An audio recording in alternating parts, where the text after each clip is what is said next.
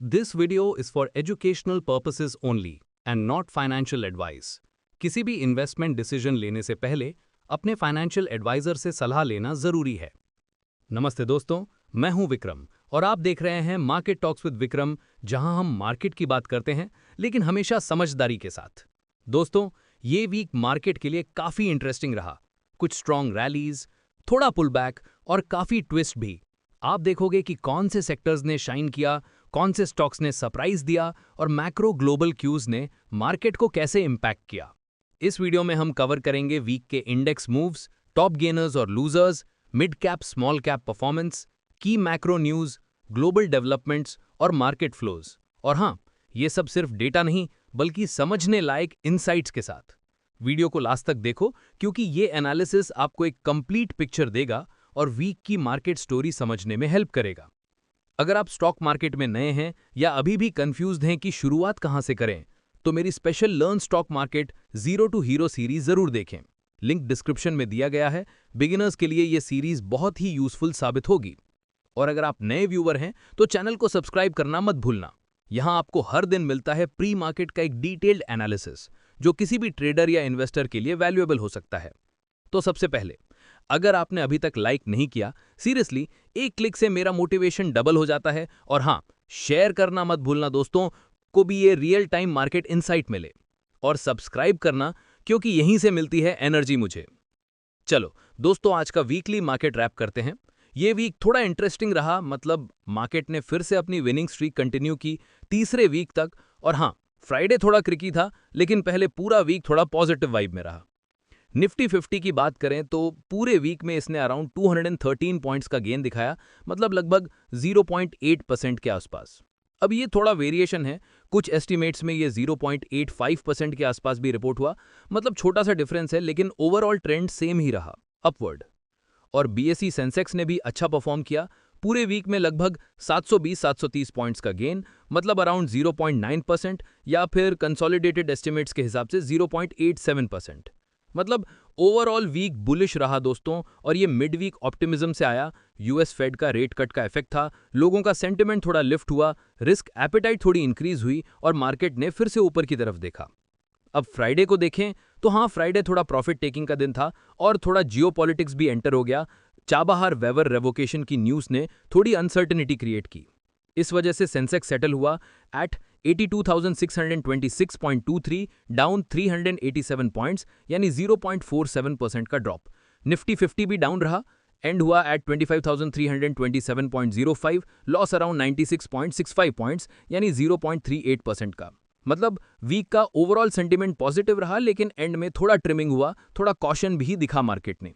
और दोस्तों, ये वीक काफी इंटरेस्टिंग था क्योंकि positive news, fed rate cut और डोमेस्टिक ऑप्टिमिज्म के साथ मार्केट ऊपर गया, लेकिन जैसे ही थोड़ी जियोपॉलिटिकल न्यूज आई और प्रॉफिट बुकिंग शुरू हुई, थोड़ा पुल बैक भी देखा। मतलब शॉर्ट टर्म ट्रेडर्स के लिए वीक थोड़ा रोलर कोस्टर जैसा था और लॉन्ग टर्म इन्वेस्टर्स के लिए स्टिल मोमेंटम बना हुआ है। थोड़ा केयरफुल रहना होगा, लेकिन सेंटिमेंट अभी भी सपोर्टिव है।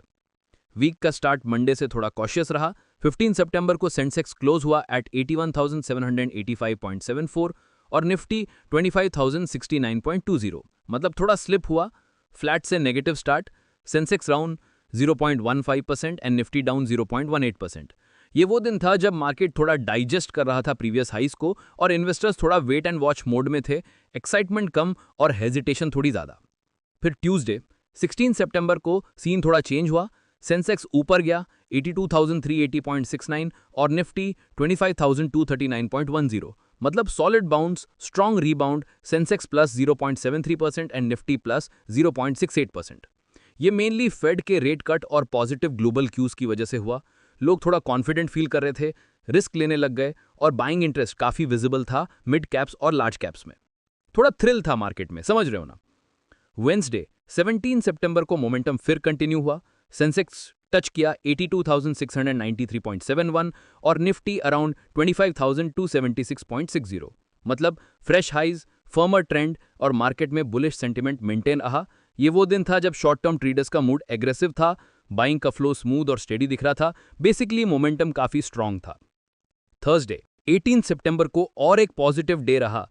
सेंसेक्स क्लोज हुआ एट 83,103.96 और निफ्टी 25,423.60। फेड रेट कट के बाद रैली मेंटेन रही और ग्लोबल ऑप्टिमिज्म ने सपोर्ट किया। Sensex plus 0.39% and Nifty plus 0.37%। मतलब इन्वेस्टर्स एक्साइटेड, बाइंग का मोमेंटम स्टेडी और ओवरऑल सेंटिमेंट हाई रहा। मार्केट में थोड़ा कॉन्फिडेंस दिख रहा था। फिर फ्राइडे 19 सितंबर को थोड़ा ट्विस्ट था। सेंसेक्स सेटल हुआ एट 82,626.23 और निफ्टी 25,327.05। मतलब थोड़ा प्रॉफिट टेकिंग और geopolitical concern, specifically Chabahar port waiver revoke, ने मार्केट को पुल बैक पे ले आया। Sensex down 0.47% and Nifty down 0.38%। मतलब एंड ऑफ वीक कॉशन, लोग गेन्स बुक कर रहे थे, अनसर्टनिटी थोड़ी दिखी। शॉर्ट टर्म ट्रेडर्स के लिए केयरफुल डे रहा। ओवरऑल देखें तो पूरा वीक पॉजिटिव ही रहा। Sensex approximately plus 0.87% and Nifty around plus 0.80 to 0.85% के आसपास। अब दोस्तों ग्लोबल और मैक्रो सीन पे भी थोड़ी नजर डालते हैं। यूएस फेड ने 17 सितंबर को इंटरेस्ट रेट्स 25 बेसिस पॉइंट से कट किया। फर्स्ट टाइम सिंस दिसंबर 2022। फेड फंड्स रेट अब 4.00 टू 4.25% के रेंज में है और फेड ने यह भी सिग्नल दिया कि आगे और कट्स हो सकते हैं, बस डेटा देख के। ये न्यूज मार्केट्स ने ईजिंग साइकिल के स्टार्ट या कंटिन्यूएशन के तौर पे रीड किया। इस फेड कट से ग्लोबल रिस्क एपेटाइट इंप्रूव हुआ और एमर्जिंग मार्केट्स इंक्लूडिंग इंडिया काफी अट्रैक्टिव लगने लगे। फ्लोज थोड़े यूएस ट्रेजरी से निकल के एमर्जिंग मार्केट्स में शिफ्ट हुए। वैल्यूएशंस भी सही लग रही थी। थोड़ा जियोपॉलिटिकल भी रहा। यूएस ने इंडिया के ऑपरेशंस के लिए चाबहार पोर्ट वेवर रिवोक कर दिया। ये नेगेटिव सेंटिमेंट क्रिएट किया और फ्राइडे की प्रॉफिट बुकिंग में कंट्रीब्यूट किया। रेगुलेटरी फ्रंट पे सेबी ने हंडनबर्ग रिसर्च के अडानी ग्रुप के खिलाफ कुछ एलिगेशंस को डिसमिस कर दिया। इससे अडानी स्टॉक्स को स्ट्रॉन्ग बूस्ट मिला। सॉवरेन और रेटिंग क्यूज में जापान की आरएनआई ने इंडिया का रेटिंग अपग्रेड किया BBB से BBB+। ये लॉन्ग टर्म क्रेडिट रेटिंग है जिसमें BBB+ स्लाइटली स्ट्रॉन्गर पोजीशन दिखाता है as compare to BBB, citing strong growth and fiscal discipline. एक पॉजिटिव स्ट्रक्चरल सिग्नल। फॉरेक्स में भी माइलस्टोन था। इंडिया के रिजर्व्स क्रॉस कर गए $700 बिलियन, जो एक्सटर्नल स्टेबिलिटी के लिए पॉजिटिव है। डोमेस्टिक पॉलिसी में आरबीआई ने स्टेट्स से कहा कि बोरोइंग्स को स्प्रेड करें अक्रॉस टेन्योर्स, जिससे यील्ड्स पे प्रेशर कम हो। Inflation framework CPI 4% target with ±2% band maintain रहने का एक्सपेक्टेशन है। तो ओवरऑल मैक्रो और ग्लोबल कैटलिस्ट्स का मिक्स था। फेड कट ने ऑप्टिमिज्म दिया, चाबहार वेवर रिवोक ने कॉशन दिया, सेबी रिलीफ ने कॉन्फिडेंस बूस्ट किया, रेटिंग अपग्रेड और फॉरेक्स स्ट्रेंथ ने स्टेबिलिटी दिखाई और आरबीआई गाइडेंस ने डोमेस्टिक पॉलिसी क्लैरिटी मेंटेन की। अब दोस्तों सेक्टोरल परफॉर्मेंस पे भी थोड़ी नजर डालते हैं, क्योंकि वीक में कौन जीता और कौन थोड़ा स्ट्रगल कर रहा था ये समझना भी इंपॉर्टेंट है। टॉप गेनर्स में सबसे आगे रहा निफ्टी पीएसयू बैंक, पूरा वीक प्लस 4.8% के गेन्स के साथ। मतलब पब्लिक सेक्टर बैंक्स में काफी बाइंग इंटरेस्ट था, लोग काफी अग्रेसिव थे यहां। निफ्टी रियल्टी भी स्ट्रॉन्ग परफॉर्म किया प्लस 4.4% के साथ। थोड़ा ऑप्टिमिज्म दिखा डेवलपर्स और रियल एस्टेट स्टॉक्स में। ऑयल एंड गैस सेक्टर भी ऊपर रहा प्लस 2.2% और फार्मा ने भी मॉडेस्ट 1.5% का गेन दिखाया। ऑटो सेक्टर में भी थोड़ा स्टेडी रैली रहा प्लस 1.3% के साथ। मतलब ओवरऑल ये सेक्टर्स वीक में पॉजिटिव वाइब क्रिएट कर रहे थे। अब डिक्लाइंस की बात करें तो एफएमसीजी सेक्टर थोड़ा वीक रहा -0.5% के साथ और ये सबसे बड़ा ड्रैग था। की नेम्स में इमामी -3.7%, ब्रिटानिया -2.8% और मैरिको -2.0% थे। कंज्यूमर ड्यूरेबल्स थोड़ा नेगेटिव रहा -0.2% और मीडिया सेक्टर में almost flat -0.1%। Bank specific highlights में देखें तो UCO bank +7.1%, bank of Baroda +6.1% and Canara bank +6.1% के गेन्स दिखाए। मतलब पीएसयू बैंक स्पेस में ये काफी स्टैंड आउट परफॉर्मर्स थे। ये नेम्स कुछ नोट्स में निफ्टी आईटी के कॉन्टेक्स्ट में मेंशन थे, बट क्लियरली ये बैंक्स और पीएसयू स्पेस के लीडर्स रहे। तो दोस्तों वीक का सेक्टोरल मूड ये था। पीएसयू बैंक्स और रियलिटी ने रैली लीड की, oil and gas, pharma, auto steady रहे और एफएमसीजी थोड़ा वीक, बाकी सेक्टर्स थोड़ा मिक्स्ड, लेकिन ओवरऑल मार्केट में थोड़ा पॉजिटिव फ्लेवर रहा। अब दोस्तों निफ्टी 50 के स्टॉक लेवल मूवर्स पे भी थोड़ी नजर डालते हैं। टॉप गेनर्स में सबसे आगे रहा अडानी एंटरप्राइजेस प्लस 5.5% के साथ, वीक का क्लियर टॉप गेनर। एटर्नल और state bank of India SBI दोनों प्लस 4.7% की गेन्स के साथ स्ट्रॉन्ग परफॉर्म किए। मारुति सुजुकी ने भी 3.5% का स्टेडी रैली दिखाया और भारती एयरटेल ने प्लस 3.1% के साथ थोड़ा मोमेंटम ऐड किया। मतलब वीक में कुछ सिलेक्ट स्टॉक्स ने मार्केट को अपलिफ्ट किया। टॉप लूजर्स में टाइटन कंपनी -2.9% के साथ थोड़ा वीक रहा, एशियन पेंट्स -2.5%, हिंडाल्को इंडस्ट्रीज -1.9% और नेस्ले इंडिया -1.9% के साथ नीचे प्रेशर दिखाया। आईसीआईसीआई बैंक भी थोड़ा डाउन -1.1%। ये सेक्टर्स या स्टॉक्स थोड़ा कॉशियस सेंटिमेंट को रिफ्लेक्ट कर रहे थे। अडानी ग्रुप का भी हाईलाइट इंपॉर्टेंट था। सेबी ने हिंडनबर्ग एलिगेशंस को डिसमिस कर दिया और ये न्यूज़ अडानी स्टॉक्स में शार्प रैलीज ट्रिगर कर गई। Adani total gas, Adani power, Adani enterprises सब में मीनिंगफुल मूव्स देखे गए और एक सेशन में अडानी कंपनीज का मार्केट कैप अराउंड 69,000 करोड़ तक ऊपर गया क्लीन चिट की न्यूज़ के बाद।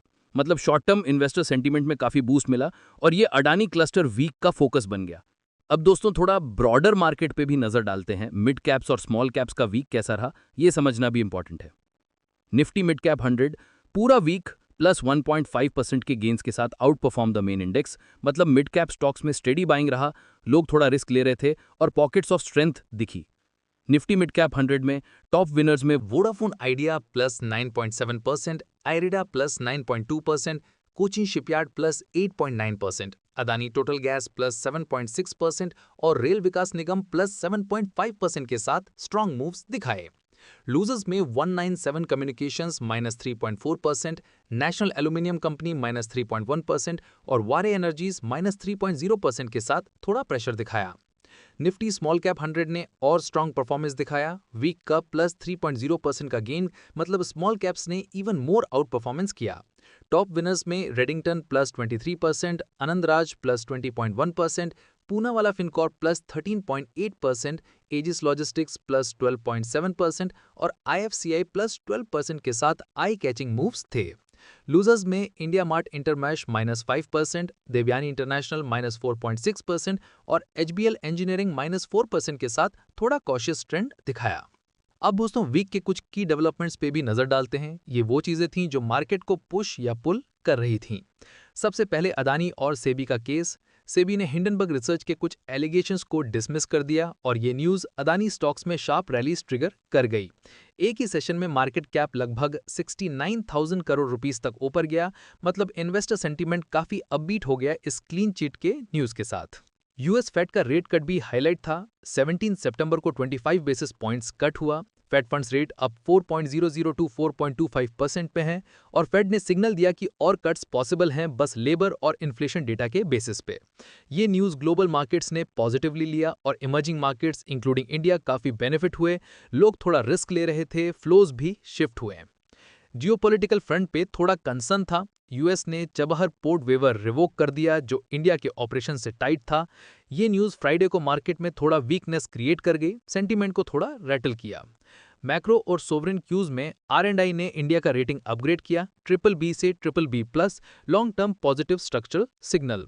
फॉरेक्स रिजर्व $700 बिलियन क्रॉस कर गए और आरबीआई ने स्टेट्स को गाइडेंस दिया कि बोरोइंग्स को स्प्रेड करें अक्रॉस टेन्योर्स, जिससे यील्ड्स पे प्रेशर कम हो। फ्लोज और वैल्यूएशंस में भी दिक्कत या हाईलाइट था। ग्लोबल फंड फ्लोज में कुछ पॉकेट्स में आउटफ्लोज देखे गए और MSCI world forward PE near multi year highs around 19.9 था, जो थोड़ा वैल्यूएशन और रोटेशन रिस्क भी दिखाता है। मतलब इन्वेस्टर्स थोड़ा कॉशियस भी हो सकते हैं। और फाइनली गोल्ड और रुपी। इंडिया में gold prices month to date around +7% ऊपर गए। ये पार्टली रुपी वीकनेस और ग्लोबल गोल्ड मूव्स की वजह से था। मतलब सेफ हेवन डिमांड भी थोड़ी विजिबल थी। अब दोस्तों थोड़ा कैपिटल फ्लोज और मार्केट ब्रेथ पे भी नजर डालते हैं। एफआईआईज ओवरऑल थोड़े कॉशियस रहे। मतलब पूरे वीक में लोकल मार्केट स्ट्रांग रहा, लेकिन कुछ पॉकेट्स में नेट आउटफ्लोज भी देखे गए। एक रिपोर्ट में मेंशन था कि global equity fund outflows around $38.6 billion तक थे वीक एंडिंग 17 सितंबर। ये फिगर ग्लोबल है, लेकिन इसका इफेक्ट इंडिया जैसे इमर्जिंग मार्केट्स में भी थोड़ा फील हुआ। बॉन्ड फंड्स में मॉडरेट इनफ्लोज देखे गए। मतलब इन्वेस्टर्स थोड़ी सेफ्टी की तरफ शिफ्ट हो रहे थे। रोटेशन और वैल्यूएशन कंसर्न्स अभी भी मार्केट में विजिबल हैं। कुछ लोग रिस्क ऑन मोड में थे, कुछ लोग थोड़ा कॉशियस। बैलेंस काफी मिक्स था। चलो दोस्तों, आज का सेशन यहीं खत्म करते हैं। अगर आपको ये एनालिसिस वैल्यूबल लगा हो तो वीडियो को जरूर लाइक करें। कमेंट में बताएं कि आप किस सेक्टर या स्टॉक पर फोकस कर रहे हैं और अगर अब तक चैनल सब्सक्राइब नहीं किया तो अभी करें, क्योंकि यहाँ daily pre market analysis update मिलती है और बिगनर्स के लिए मेरी learn stock market zero to hero playlist भी डिस्क्रिप्शन में अवेलेबल है। मिलते हैं अगले प्री मार्केट एनालिसिस अपडेट के साथ। Safe trading, smart investment. जय हिंद।